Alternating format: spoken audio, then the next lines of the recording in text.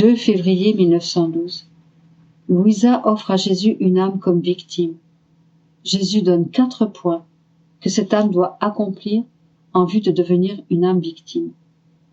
Ce matin, après avoir offert à Jésus une âme comme victime, Jésus accepta l'offrande et me dit : « Ma fille, la première chose que je veux, c'est l'union des volontés.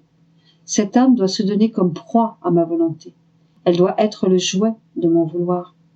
Je serai très attentif à voir si tout ce qu'elle fait est uni à mon vouloir, spécialement si ses actes sont volontaires. Si je vois que ces actes unis à ma volonté sont involontaires, je n'en tiendrai pas compte. Par conséquent, quand elle me dira qu'elle veut être ma victime, je le considérerai comme n'étant pas dit. Deuxièmement, à l'union des volontés dans mon vouloir, ajoute qu'elle doit devenir une victime d'amour. Je serai jaloux de tout. L'amour vrai fait en sorte que la personne ne s'appartient plus. Plutôt, la personne est la propriété de la personne bien-aimée. Troisièmement, victime d'immolation. Cette âme doit tout faire avec l'attitude de se sacrifier pour moi, même dans les choses les plus indifférentes. Ceci sera suivi par l'état de victime de réparation. Cette âme doit souffrir tout, faire réparation pour tout, sympathiser avec moi en tout.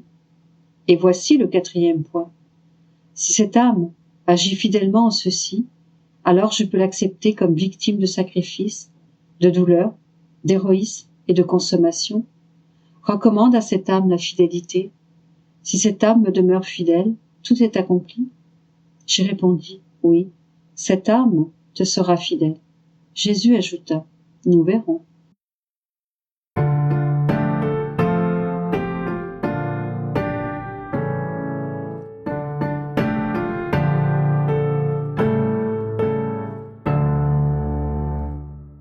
« 2 février 1917. Le monde est devenu déséquilibré parce qu'il a perdu la pensée de la passion. Étant dans mon état habituel, je me suis retrouvée hors de mon corps et j'ai vu mon aimable Jésus ruisselant de sang et couvert d'une horrible couronne d'épines. Me regardant avec difficulté à travers les épines, il me dit : « Ma fille, le monde est devenu déséquilibré parce qu'il a perdu la pensée de ma passion. Dans la noirceur, il n'a pas trouvé la lumière de ma passion qui l'aurait éclairé.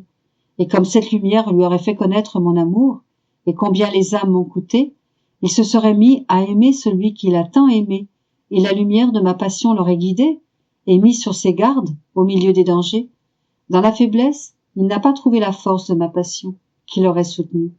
Dans l'impatience, il n'a pas trouvé le miroir de ma patience qui lui aurait infusé le calme et la résignation. Et à la vue de ma patience, il se serait senti gêné et se serait fait un devoir de se dominer. Dans les souffrances, il n'a pas trouvé le réconfort des souffrances d'un Dieu qui lui aurait infusé l'amour de la souffrance. Dans le péché, il n'a pas trouvé ma sainteté qui lui aurait infusé la haine du péché. Ah, l'homme a abusé de tout, parce que sur tous les points, il s'est éloigné de celui qui aurait pu l'aider. Voilà pourquoi le monde est devenu déséquilibré. Il s'est comporté comme un enfant qui ne veut plus reconnaître sa mère, ou comme un disciple qui, reniant son maître, ne veut plus entendre ses enseignements. Qu'est-ce qui va arriver à cet enfant et à ce disciple ? Ils seront la honte de la société. Tel est devenu l'homme. Ah, il va de mal en pire, et je pleure sur lui, avec des larmes de sang.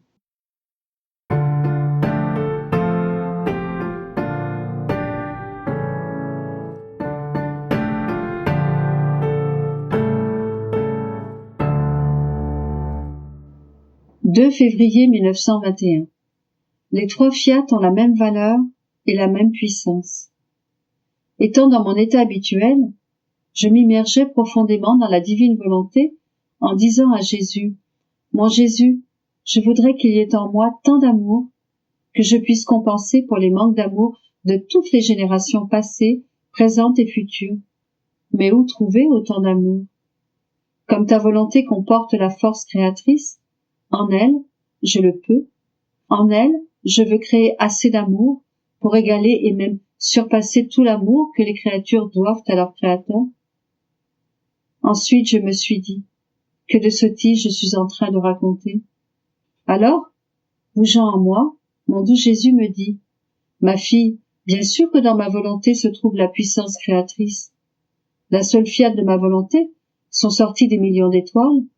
Du fiat de ma mère, duquel ma rédemption tient son origine, sont sortis pour les âmes des millions de grâces, plus belles, plus brillantes et plus variées que les étoiles. De plus, alors que les étoiles sont fixes et ne se multiplient pas, les grâces se multiplient à l'infini, courent sans cesse, attirent les créatures, les rendent heureuses, les fortifient et leur communiquent la vie. Ah, si les créatures pouvaient percevoir l'aspect surnaturel des choses, elles entendraient des harmonies si belles et verraient un spectacle tellement enchanteur qu'elles se croiraient rendues au paradis. Le troisième fiat doit lui aussi courir avec les deux autres. Il doit se multiplier à l'infini, produire autant de grâce qu'il y a d'étoiles dans le ciel, de gouttes d'eau dans la mer, de choses créées, issues du fiat de la création. Les trois fiats ont la même valeur et la même puissance. Tu dois disparaître et ce sont les fiats qui agiront. Par conséquent, tu peux dire dans mon fiat tout-puissant: je veux créer autant d'amour, d'adoration et de bénédiction et procurer autant de gloire à mon Dieu qu'il faut pour compenser pour toutes les créatures et toutes les choses. Tes actes rempliront le ciel et la terre, se multiplieront en parallèle avec les actes de la création et celles de la rédemption. Tous ne feront qu'un. Ces choses peuvent paraître surprenantes et incroyables. Ceux qui en doutent, c'est de mon pouvoir créateur qu'ils doutent. Quand on a compris que c'est moi qui le veux, qui donne ce pouvoir, tous les doutes cessent. Ne suis-je pas libre de faire ce que je veux et de donner à qui je veux? Toi, sois attentive, je serai avec toi. Avec ma force créatrice, je serai ton ombre et j'accomplirai ce que je veux.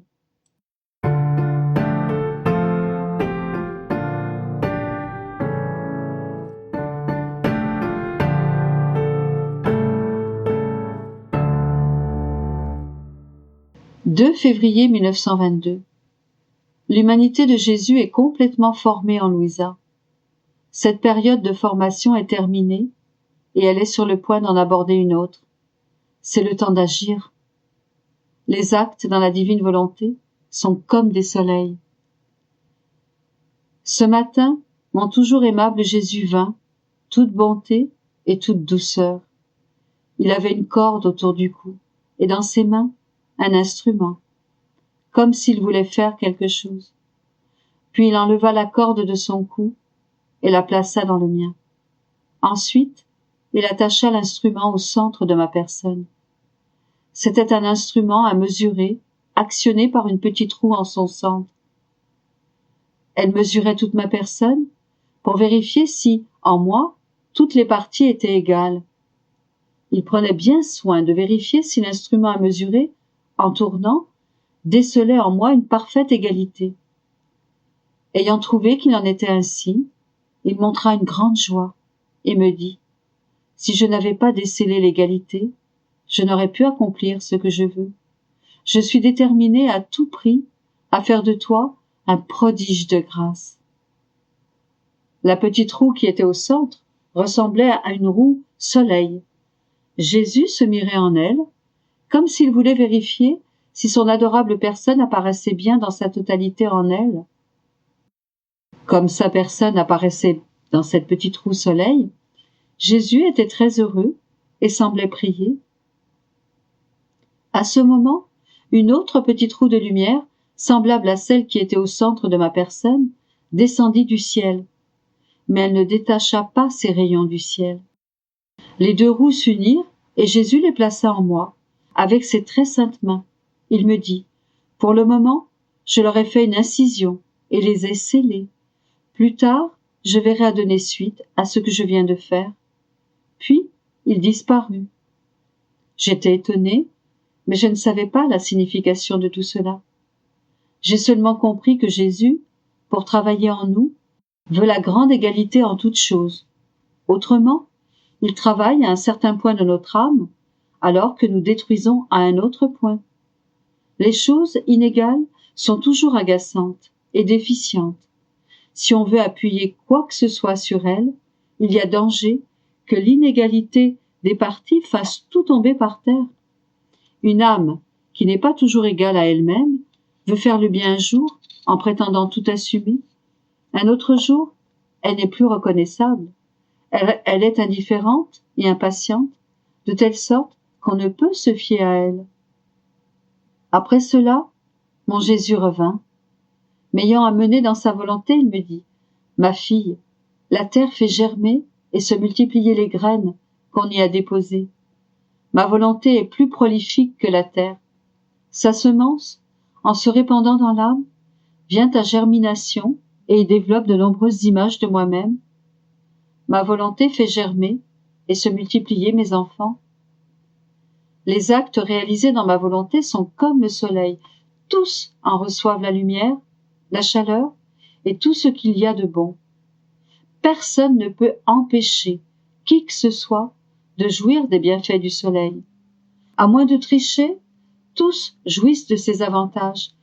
Tous lui sont redevables. Tous peuvent dire « Le soleil est à moi ».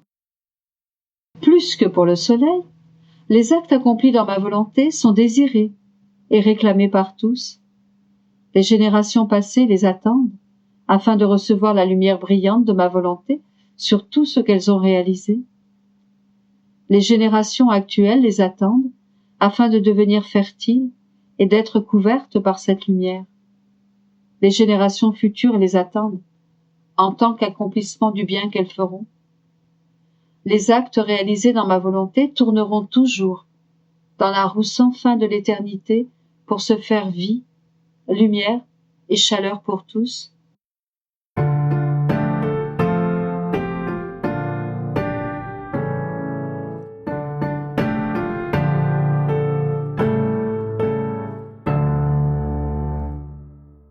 « 2 février 1924. L'abandon en Dieu donne des ailes pour voler en la divine volonté. Ce qu'est l'éternité. Je me sentais très oppressée à cause de l'absence de mon doux Jésus et aussi pour d'autres raisons qu'il n'est pas nécessaire de mettre sur papier. Comme je me sentais sur le point de succomber, mon bien-aimé Jésus bougea en moi et me serra contre lui pour me donner de la force, et il me dit, « Ma fille, ma volonté est la vie et le mouvement de tout.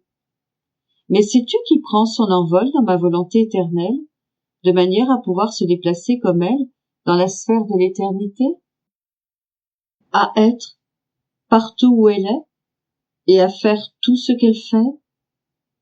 C'est l'âme complètement abandonnée en ma sainte volonté. L'abandon donne les ailes pour pouvoir voler en ma volonté. Si l'abandon cesse, l'âme perd son envol et ses ailes sont détruites. Tous ressentent la motion, la vie de ma volonté, car il n'y a pas de mouvement qui ne vienne de moi. Mais beaucoup restent au point où ils sont. Seulement ceux qui ont les ailes de l'abandon en moi et qui suivent le courant de ma volonté planent au-dessus de tout, autant dans le ciel que sur la terre. Ils entrent dans la sphère de l'éternité, se déplacent au sein des 3 personnes divines, pénètrent dans leur plus intime cachette et ont connaissance de leurs secrets et de leur béatitude. Cela se passe comme pour un moteur qui a sa roue principale au centre avec plusieurs autres petites roues se trouvant autour et demeurant immobiles. Lorsque la roue principale tourne, les petites roues perçoivent la motion, mais n'arrivent pas à toucher la roue principale. Elles ne savent rien de ce que fait la roue principale ni des biens qu'elle contient. Mais il y a une petite roue, non immobile, qui par le moyen d'un mécanisme spécial, tourne continuellement en faisant sa tournée au milieu de toutes les petites roues, pour ensuite se joindre à chaque motion de la roue principale et recommencer sa tournée au milieu des petites roues. La petite roue, en mouvement, sait ce qu'il y a dans la roue principale et prend part au bien qu'elle contient. La roue principale est ma volonté. Les petites roues immobiles sont les âmes abandonnées à elles-mêmes et qui sont ainsi immobiles dans le bien. La petite roue en mouvement est l'âme qui vit dans ma volonté, et le mécanisme spécial est le total abandon en moi. Ainsi, chaque manque d'abandon en moi est une tournée que tu perds dans la sphère de l'éternité. Oh, si tu savais ce que signifie perdre une tournée éternelle. En entendant cela, je lui dis, mais dis-moi, mon amour, que signifie l'éternité et que sont ces tournées éternelles? Jésus reprit, ma fille, l'éternité est un cercle immense, tel que personne ne peut savoir où il débute et où il se termine. Dans ce cercle, il y a Dieu, sans commencement et sans fin, et possédant à l'infini le bonheur, la béatitude, la joie, la richesse, la beauté, etc. À chacun des actes divins, qui ne cessent jamais, Dieu émet du cercle divin de nouveaux bonheurs, de nouvelles beautés, de nouvelles béatitudes, etc.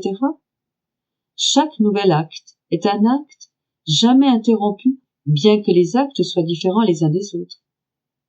Nos contentements sont toujours nouveaux.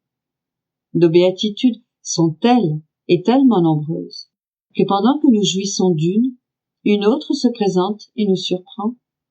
C'est toujours comme cela, et ça ne s'arrête jamais. Nos actes sont éternels, immenses, tout comme nous le sommes. Et ce qui est éternel a la vertu de toujours faire surgir de nouvelles choses. Ce qui est vieux et les choses qui se répètent n'existent pas dans ce qui est éternel. Mais sais-tu qui au ciel participe le plus à cette nouveauté continuelle qui ne s'épuise jamais? La personne qui a pratiqué le plus de bien sur la terre. Ce bien est comme la semence qui lui apporte la connaissance, des béatitudes, des joies, de la beauté, de l'amour, de la bonté, etc. Suivant le bien qu'elle a pratiqué sur la terre, en harmonie avec nos diverses béatitudes, elle s'approche de nous et se remplit à grosses gorgées de cette béatitude dont elle porte la semence, au point de déborder. Elle participe à tout ce que le cercle d'éternité comporte. Elle en est remplie, en accord avec les semences acquises sur terre. Cela arrive comme à quelqu'un qui a appris la musique ou un métier ou une science.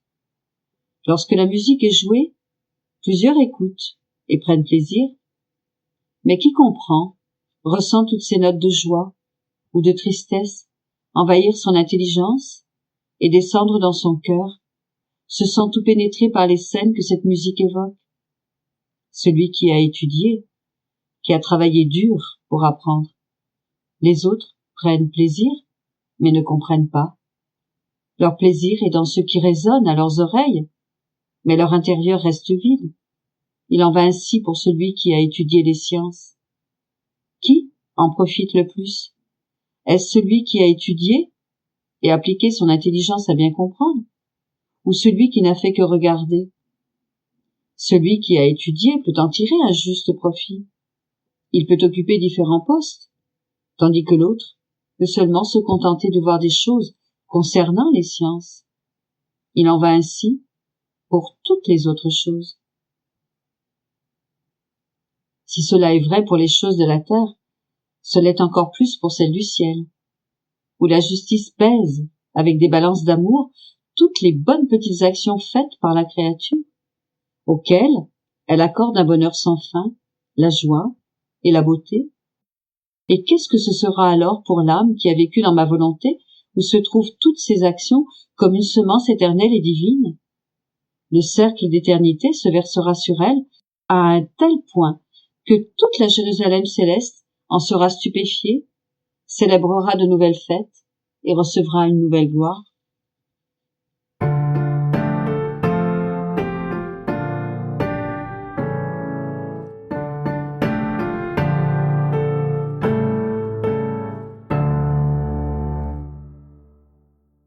« 2 février 1928. Retrait de l'unité avec la divine volonté par Adam. Si la divine volonté n'était pas en toi, tu n'aurais pas été capable de comprendre son langage céleste. Raison pour laquelle Louisa a reçu le don de la divine volonté. Pourquoi jusqu'ici, personne n'a parlé plus longuement de la divine volonté? En traversant sa mer, prend toujours quelque chose de nouveau à faire connaître aux générations humaines. En se retirant de la divine volonté, l'homme a perdu tous les droits à la possession des biens que Dieu lui avait donnés en le créant. Tout le bien accompli jusqu'à maintenant par les créatures l'a été en vertu des effets de la divine volonté. Personne, jusqu'à maintenant, hormis Marie, n'a vécu totalement et pleinement dans son unité. Et c'est la raison pour laquelle Marie a attiré le grand prodige de l'incarnation du Verbe. Posséder l'unité du divin fiat et ne pas en parler, ne pas répandre ses rayons, la beauté de ses connaissances, cela est impossible. La grande différence entre le soleil et la terre. Je continuais ma ronde dans le fiat suprême et parvenu en Éden, je me disais, mon Jésus, je fais mienne l'unité avec ta volonté, afin de remplacer l'unité perdue par mon père Adam lorsqu'il s'en est retiré, et pour suppléer tous les actes que tous ses descendants n'ont pas accomplis dans l'unité avec ta volonté.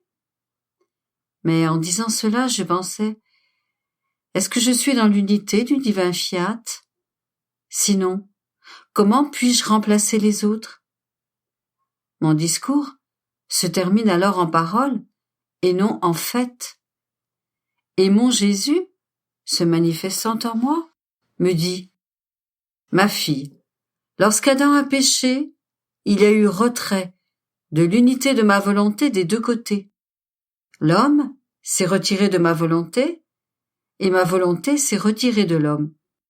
Et par mon retrait, l'homme a perdu mon unité, tous ses biens et tous les droits que Dieu lui avait donnés en le créant, car c'est lui qui était le vrai déserteur du royaume de ma volonté. Et le déserteur perd tous les droits et la possession de ses propres biens. Or, comme ma volonté s'est retirée de l'homme, et parce que c'est lui qui s'en est retiré le premier, elle peut se donner à nouveau à celui qui, en se retirant de la volonté humaine, rentre dans son royaume tel un nouveau conquérant de cette unité de mon divin fiat.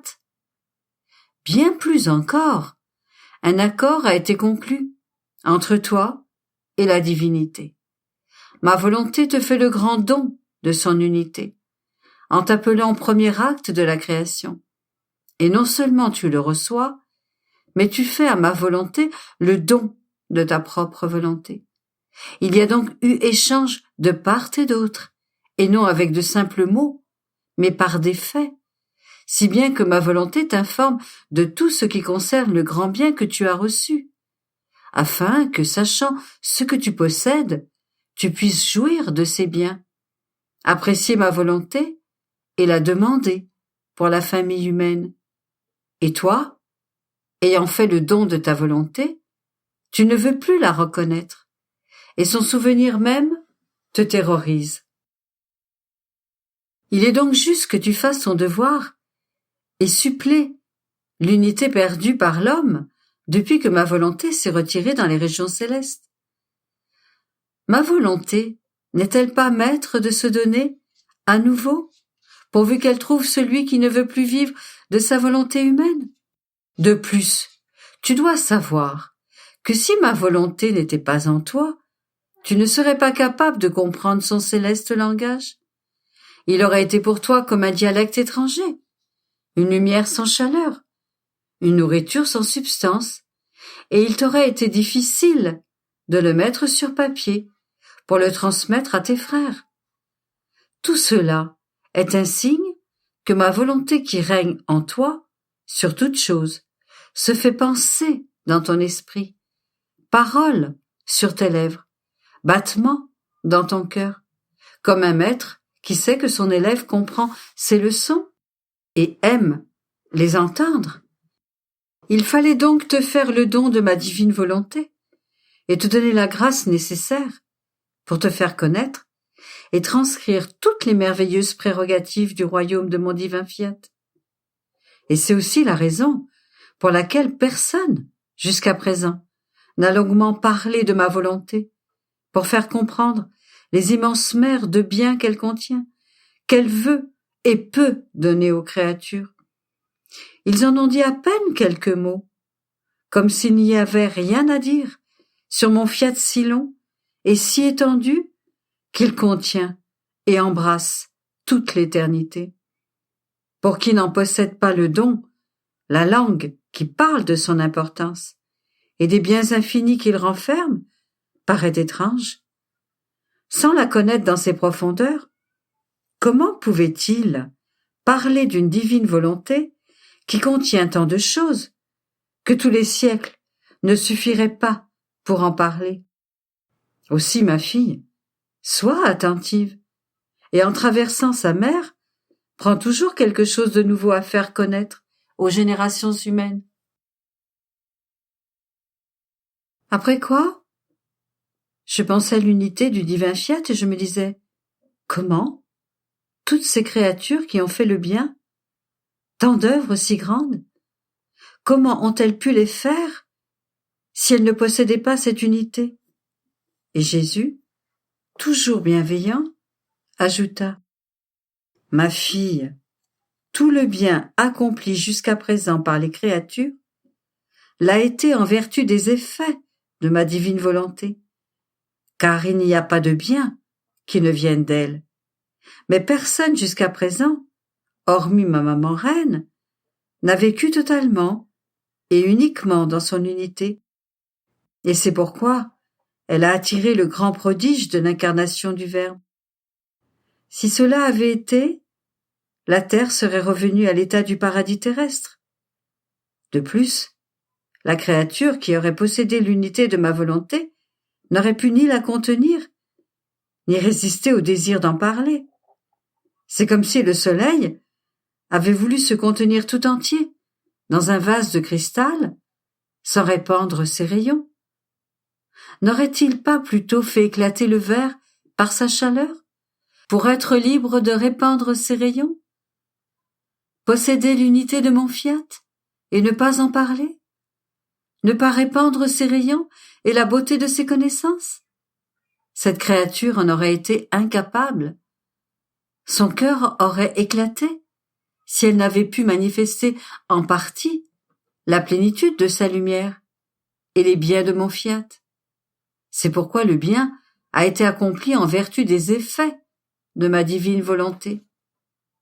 C'est ce qui arrive lorsque le soleil, en vertu des effets que contient sa lumière, fait germer les plantes et produit tant de bien sur la terre. Il semble que la terre et les effets du soleil collaborent pour produire les plantes, les fruits et les fleurs pour les créatures. Mais la terre ne s'élève pas jusqu'à la sphère du soleil. Si elle le faisait, le soleil aurait une force telle qu'il éliminerait la partie obscure de la terre et convertirait tous les atomes de poussière de la terre en lumière. Et la terre deviendrait soleil.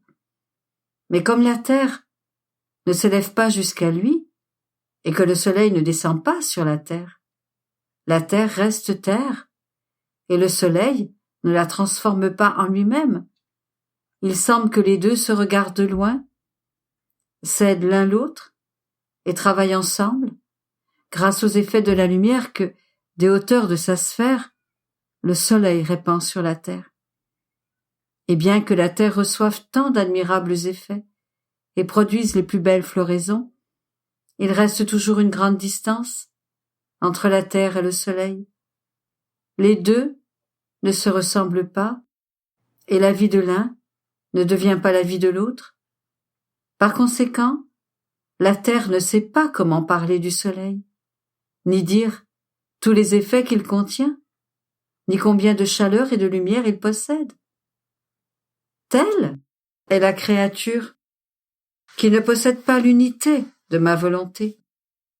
Elle ne s'élève pas jusqu'à sa très haute sphère pour devenir soleil, et le divin soleil ne descend pas pour former la vie de la créature. Mais dans leur désir de faire le bien, les créatures tournent autour de sa lumière, qui lui communique les effets pour le bien qu'elles veulent faire germer. Car mon fiat ne se refuse à personne, et il éveille la nature humaine pour qu'elle verdisse et produise les fruits des bonnes œuvres.